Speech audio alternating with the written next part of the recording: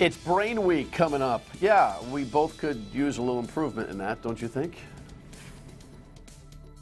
The Dan York State of Mind program is brought to you in part by Lookout Rhode Island and Takeo Comfort Solutions. Actually, I think the Republicans probably could use a little bit of help, understanding the brain, the way they've been battling each other this primary season. Democrats too, probably, depending on your perspective. I'm a little loosey-goosey. I'm on the back end of this 8-day viral battle, so just keep up with me if you can. It is Brain Week coming up, but I want to. We have a father-son story and discussion here tonight, which is really kind of cool. I mean, father-daughter. See already. Wait. Hello. So can we start the show again? Father-daughter, dummy, like you, Dan, and your daughter, father-daughter. Anytime the heat's on in the kitchen, in the studio, I start to talk like that. But here's what we're going to do. We're going to go to the rundown like we usually do, and then we're going to see if we can correct the brain, get focused, and talk about Brain Week. So don't go anywhere.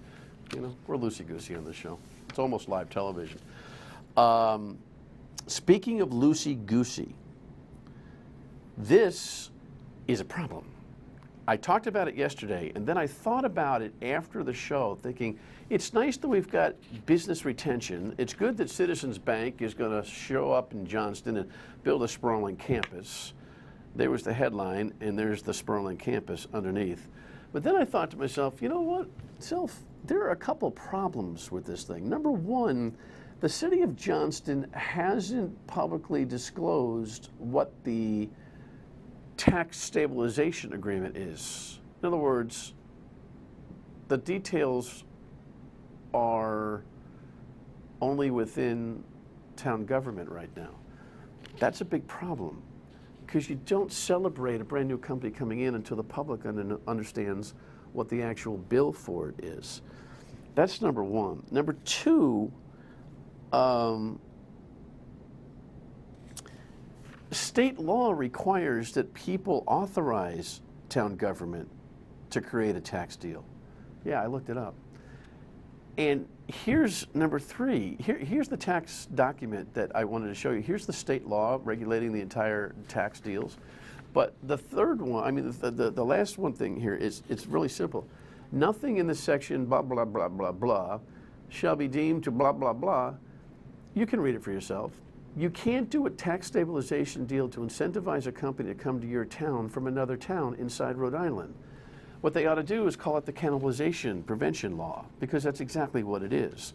So Citizens Bank is moving from Cranston and Warwick and East Providence to Johnston for a tax stabilization deal that the public hasn't authorized and doesn't even know about.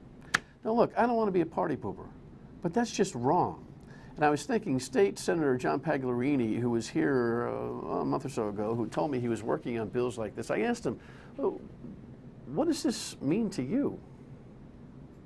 As a Rhode Island certified tax assessor and as an attorney, I'd rather not opine on the town of Johnston. That's up for their town solicitor to rule that, but black letter law is always the answer in property tax cases. The Rhode Island Supreme Court really looks at black letter law in property tax cases. So what he's saying is that if it reads that way, that's the way it is. And so our good friend, the mayor of Johnston, who's always accessible, won't talk to me publicly about this tax deal that they have for Citizens Bank in Johnston. That's not good.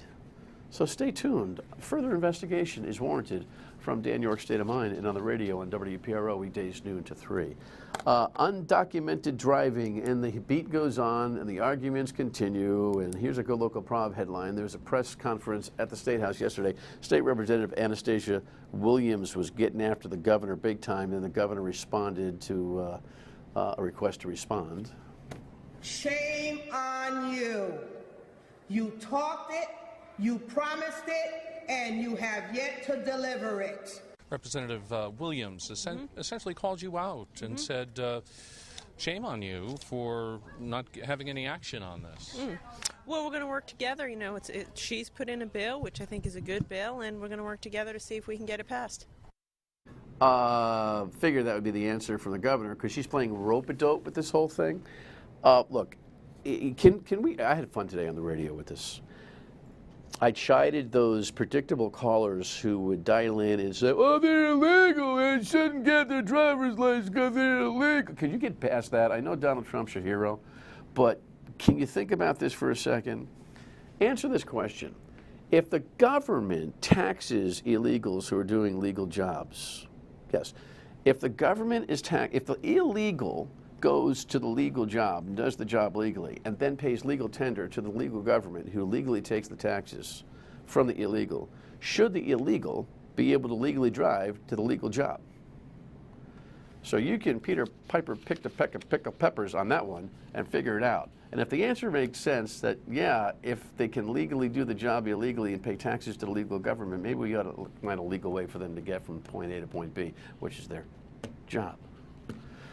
All right, blaming the hospital is never an easy thing. Brian and Barbara Golder are the folks in the middle of this. I wouldn't call it a battle. I'm going to invite them in here on the show. I want to hear what their perspective is. They lost their son. He's 23 years of age to an opioid overdose. How many shows have we done on that, Lex? Dozens? Dozens. And I guess he ended up at the hospital 2, 3, 4 times in a row and was discharged when he was all better, overdosing, and just didn't get much more than some fact sheets. And they blame the hospital for not being more proactive in contacting them. He's 23. There are HIPAA laws involved. I mean, it's a tragedy. You cannot be nonchalant about the loss of life in your family, and the loss of your son has got to be incredibly devastating. And I can't even imagine how to explain what they're feeling, because I can't. But a public discussion blaming the hospital might cough up some phlegm in this and might be healthy, but I'd like to invite them in to talk more about what it is they're trying to accomplish here. Sensitively, I will tell you that it's reported that he's got Asperger's or had Asperger's, perhaps because he was on some kind of the spectrum they felt maybe, but he's on his own, and heartbreak. Bottom line is, everybody's got to do better. Victims, parents, doctors, hospitals, and recognize that this overdose epidemic ain't your daddy's. It's a brand new one. All right, Democrats debate here. Yep, they were at it again. I mean, there's been more debate. I don't even know how many there have been. I stopped counting. But here's, the eighth Democratic debate. I never thought I'd see Bernie Sanders so much in my life. Run this. Hillary Clinton courted Florida voters moments after taking on rival Bernie Sanders in a debate in Miami. I really, really want to win Florida next Tuesday, and I want to win Florida in November. The showdown in the winner-take-all state centered on immigration. I would not deport children. I do not want to deport family members either. I don't think that the Secretary fully answered your question. I will not deport children from the United States of America. And Clinton and Sanders also took turns during the debate blasting Republican frontrunner Donald Trump. His trafficking in prejudice and paranoia has no place in our political system. The American people are never going to elect a president who insults Mexicans, who insults Muslims. The latest polls show Trump leading Ted Cruz, Marco Rubio, and John Kasich in both Florida and Ohio. Trump and his rivals take to the debate stage once again tonight in Miami. Here's the thing. Both Bernie and Hillary are correct. On a national level, I don't care what the data says right now. Either one of them would make mincemeat of Donald Trump on these issues, and I've got the evidence right here. You want to talk about a new world record for being a moron and a national candidate? I'm sorry. Please watch this. Just please watch this. The headline is one thing. Listening to it's another. I think Islam hates us. There's something there that there's a tremendous hatred there. There's a tremendous hatred. We have to get to the bottom of it. There is an unbelievable hatred of us. In Islam itself? You're going to have to figure that out, okay? You'll get another Pulitzer, right? But you're going to have to figure that out. But there is a tremendous hatred, and we have to be very vigilant. We have to be very careful, and we can't allow people coming into this country who have this hatred of the United States. I guess the question is... And of people that are not Muslim. I guess the question is there a war between the West and radical Islam, or is there a war between the West and Islam It's itself? radical, but it's very hard to define. It's very hard to separate because you don't know who's who. You know how the kids text OMG? OMG. The President of the United States? Come on now. Really? Good transition. Brain Week. I'd like to see if you could get one. It's not a political conversation. It's a neuroscience conversation. And here's the schedule. If you got a big screen TV, you can read it. And if you can't, you go to our website at Vox Providence, and we show it to you, and we link, and we do all those things. Heimer is here, the co-founder of the Cure Alliance for Mental Illness. You don't have to make any political commentary. Aren't you relieved? I'm not going to talk about Trump. Okay. You sure? You sure you don't want to? Maybe. Come on. This is your moment. If he only had a brain. Okay. All right. We agree. Thanks for watching. Good night. Brain Week, what is it? The brain is cool, and there's a lot of neuroscience in Rhode Island, and some of it's really international level, cutting edge, and we decided it needed its own week. And so this is Brain Awareness Week around the world, and so we dubbed this Brain Week Rhode Island. You're the co-founder for the Alliance, or the Cure for Mental Illness. Talk about a wide spectrum of a challenge there, right? We've had a lot of conversation about mental illness here as well. You can never have enough of it. How do the two issues intersect? Mental illnesses are brain illnesses, and that's something that we're working really hard to let people understand, that mental illnesses are very complex. There's lots of things going on in the environment, but fundamentally it's the brain. It's not in your spleen or your thyroid. It's the brain, and they're the least understood of the brain illnesses. There's no pathology. Alzheimer's, Parkinson's, we have a few clues, but we don't have that with mental illness yet. And there's a lot of great research going on, and the hope is that if we can raise the funding level, so the mental illnesses as a group, and if you add substance abuse, it's a mental illness, they have a higher burden of illness than all the cancers in the United States, and they receive about a third of the funding at the NIH level. Well, we're getting rid of the stereotypes, at least. I mean, if you got a busted leg, nobody goes, If you got a situation that you're having trouble dealing with something, people have to stop going, If we stop going, we deal with it on a whole better level, don't you think? Yeah. Right? I'm sure that's what you've been trying to say for a long time. I don't want to put words in your mouth, but I want to hustle to the break because we're going to meet your daughter, not your son, Victoria, who is pretty accomplished. She is she not? And she's got a brain with us, not Donald Trump's, like a real one. Stay with us.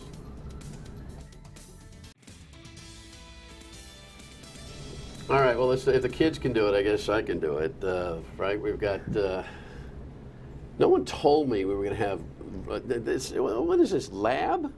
Oh my heavens, Victoria Heimer-McGinn is here. She's a PhD, Cognitive, Linguistic, and Psychological Sciences at Brown University. Welcome. Thank you. You are this guy's daughter. I am. Not his son. No. I mean, you know what? That, for me, wasn't working when I started the show here today. I apologize. I think anybody who sees knows pretty, absolutely that was a 180 miss. Tell me about the relationship, the father-daughter relationship, and what you guys are doing together working on Brain Week here. Well, it's sort of our family business. So my father was a neuroscientist, and I grew up in and around a lab and started down that path and then became an editor, actually went into science journalism. But when I was a graduate student, Victoria spent time in our lab watching me do experiments with laboratory mice, and so she was, it skipped a generation. She actually loves the lab work, and so she became a neuroscientist, and she works with us on Cure Alliance for Mental Illness as well. That's cool. You run around with brains all the time, or? I don't usually run around with brains. What are you accomplishing here by bringing them to me today? Well, I just wanted to keep you on your toes for one. I'm not looking. I mean, these. I'm not looking, but you can tell everybody. You can touch them too if you'd like. No, thank you. I'm good. So these are real human brains. They are preserved with a method called plastination, And essentially what they do is, can you look at here, it's sort of shiny. They apply a polymer to it, and then the polymer hardens so that you preserve, when this is in your brain, it's very squishy. Obviously, you don't want it to be squishing around the place. So we're going to have these, we take these to schools. There's a doctor in the department, John Stein. He goes to high schools, he goes to middle schools and elementary schools and shows these brain health. And this is what we'll be doing at Brain Week. We'll also have them at some of our events. So if anyone's interested in touching brains and looking at them up close, we'll have them at the event. So I also really want you to touch it. There we go. Woo! Okay, there you have it. And the purpose for getting familiar with the physicality of the brain is what?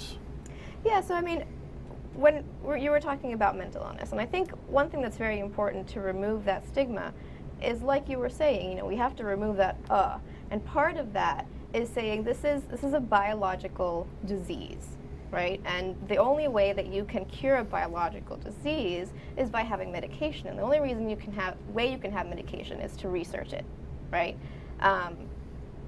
But the brain can be a very abstract concept. We have this sort of mind versus brain thing going on for the last couple of centuries. And when you look at a brain, you're just sort of awed by it. I went to a first grade classroom this morning, and they were just completely in love. And that spurred a whole bunch of conversations about, well, what is memory, and what is movement, and what is touch, and what is sensation. So it's a starting point. It's an icebreaker to talk about things that are very important issues to us at Cure Alliance Mental Illness, and also as a neuroscience researcher. Yeah, I think I don't think our generation has been brought up really understanding what those things are. It really has been kind of a hidden anatomical situation for us, right? I mean, we might have had livers and stomachs and whatever, or and we peeled open cats and rats and whatever we did in lab, but we didn't go there. And part of the reason is that just really only in the last, say, 20 or 30 years that the neuroscience methods have gotten really advanced and sophisticated, and so you begin seeing stories about brain scans in the newspaper. So I think that that's part of it as well, is that it was just it was a black box when we were kids. Yeah, and now, I mean, my daughter, who's studying speech pathology, said to me the other day, "Dad, I just love the brain. I just love the study of the brain. The brain is so..." And really, if you let yourself, if you let it just kind of wash over you, it's weird, man. Yeah. Right? I mean, think about it, There's all sorts of personal characteristics of somebody that was in that little situation there. There's one in your head, there's one in your head, there's one in my head. Well, sometimes. Not at the start of the show there wasn't. The study of it is really vast. It's almost a universe inside that little cylinder that you got right there. It is. I mean, I always start off presentations at schools by saying, this isn't just a heart or a kidney. This organ, because it is an organ, holds what a person was. This is someone's personality. This is someone's memories. I always start with saying, we have to be very respectful of the specimen. This was that person. And I think that sort of really gets to students. They sort of they're taken aback, and they're like, oh wow, really, that's all of my personality is up here. I am up here. So when they say, when they say it's all in your head, it really is all in your head, just not the way we meant it before. Of course, being a little bit more familiar with the brain opens up a lot of conversations. The concussion controversy in the NFL and in collegiate sports and high school sports is certainly something that I'm sure you have some thoughts on. So let's take a break. We'll come back. We'll talk about that and what you can learn at Brain Week and what you can touch at Brain Week. Stay with us. More information on Brain Week, via voxprovidence.com. We'll link to that particular link, and of course, we can tell you what's happening. Monday, you've got a concussion conversation going on, correct?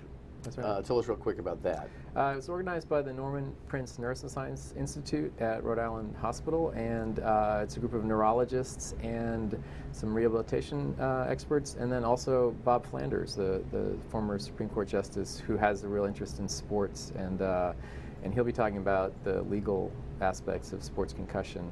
And I think it's very timely now. I haven't seen the movie yet. Have you seen the movie? I have seen the movie, and it just reminded me of high school football, where you got clotheslined and you were lying on the ground and you couldn't see anything, and the coach is getting you up and sending you back into the game. Right. And that's, fortunately, I don't think they do that nowadays with high school kids. No, well, things have changed. Probably not at the level that the NFL needs to, but at least when it comes right down to it, there's more orientation. There's more mandatory sitting out for high schools, although Rhode Island still has some challenges to grow their maintenance and expertise on the high school level. The Interscholastic League's done a good job, but there's all sorts of tentative legislation that we have talked about and we can talk about.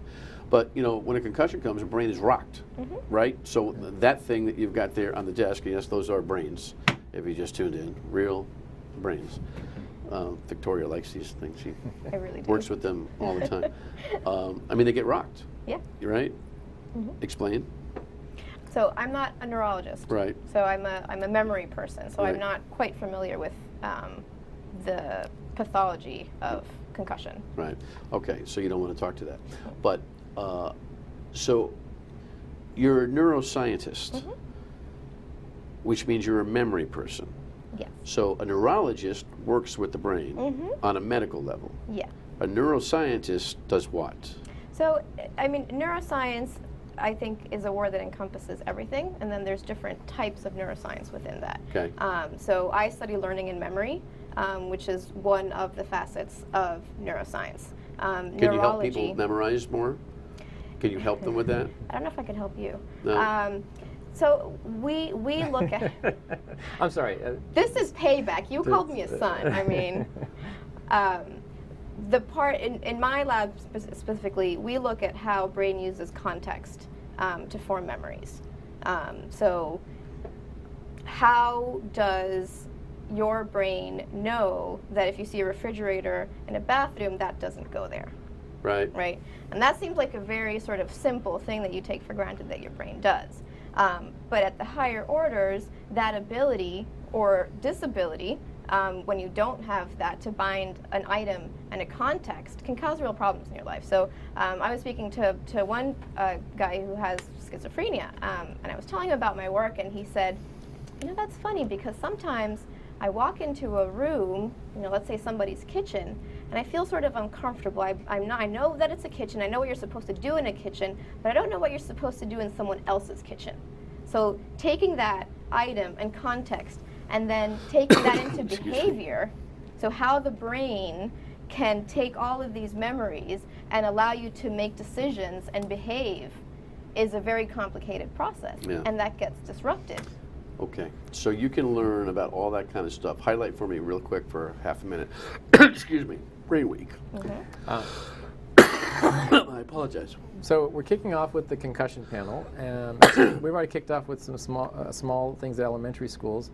Concussion panels on Monday, and then on Wednesday night there's a great event at AS220, Story Collider. It'll be a series of stories about the brain by scientists and non-scientists. And then go to the calendar for the other events, including movie nights. And then the culmination is the Brain Fair that Victoria has organized with the help of the Brown Institute for Brain Science, who's our major sponsor at Brown. And that is really the highlight event that families can come to. Adults will get something out of it. Even researchers will get something out of it. Good. Go to the website, learn more about it. Thanks for bringing the brain. You're welcome. Daughter. Father. Thank you. Be right back. Professional liability having an 8-day croup. I apologize for that. By the way, get your T-shirts at Brain Week, Rhode Island. Hey, listen, we're going to talk about the Peace Corps in a special way tomorrow on tomorrow night's show. I'll see you on the radio tomorrow at noon on WPRO. Good night.